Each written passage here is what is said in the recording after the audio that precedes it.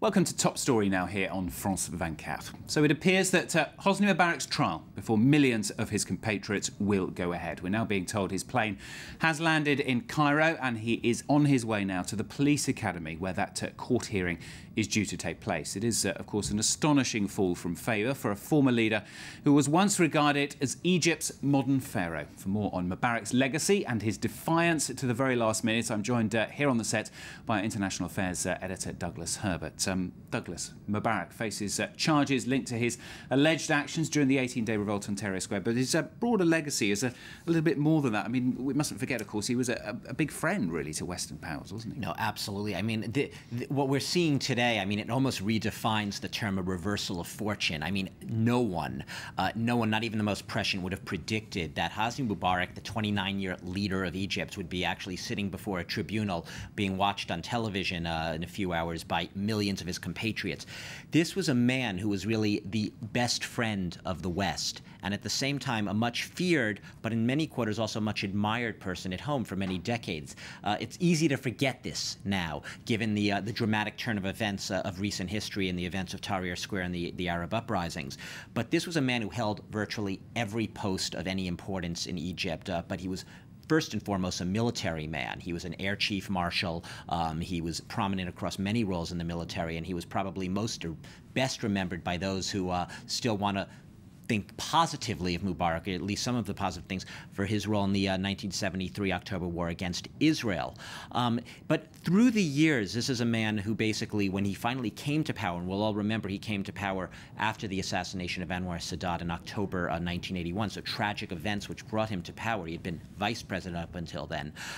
He was a man who maintained a very fragile, a cool, but still a peace with Israel. He was known as the biggest ally of the United States. Like I said, he was the go-to person in the Middle East for the U.S. and for many European leaders as well. He was the one we always saw in the images with those Western leaders.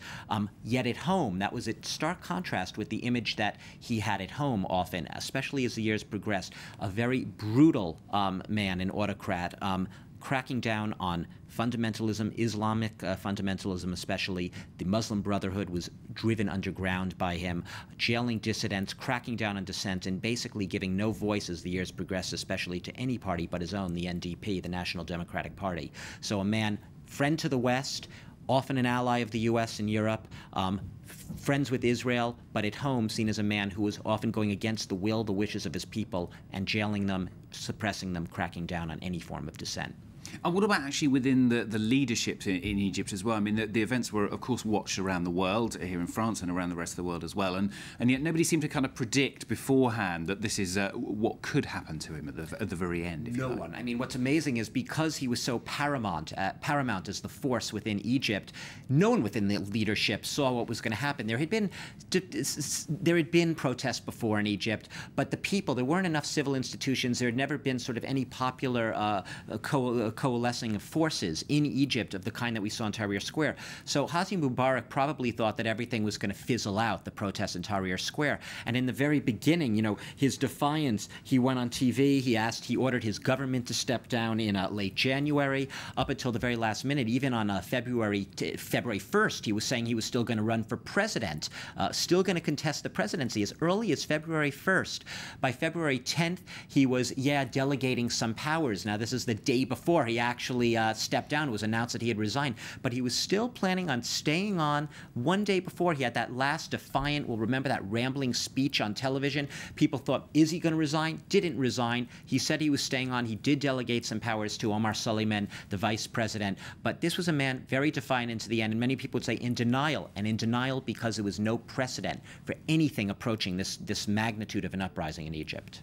And for those people who took part in the Tahrir Square demonstrations, I mean, obviously they want this trial to go ahead, but does the fact that it's taking place at all mean that they succeeded?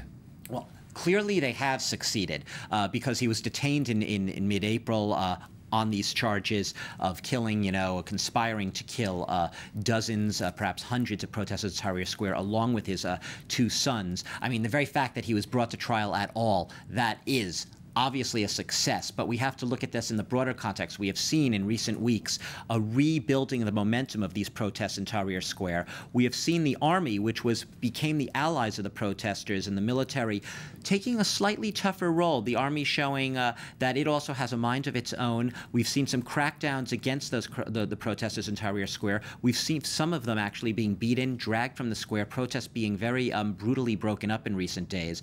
This does remain a standoff between civil society and the core protesters who created this revolution and the new men in power, the Armed Supreme Council, the military council here. This is not over. The post-Mubarak era is very much a work that is not only in progress, but a work that is just beginning. Not over, the words from Douglas Herbert. Indeed, that is very much the case. The latest on the court appearance of Hosni Mubarak coming up in the news around 10 minutes' time here on Post-Mubarak. Stay with us.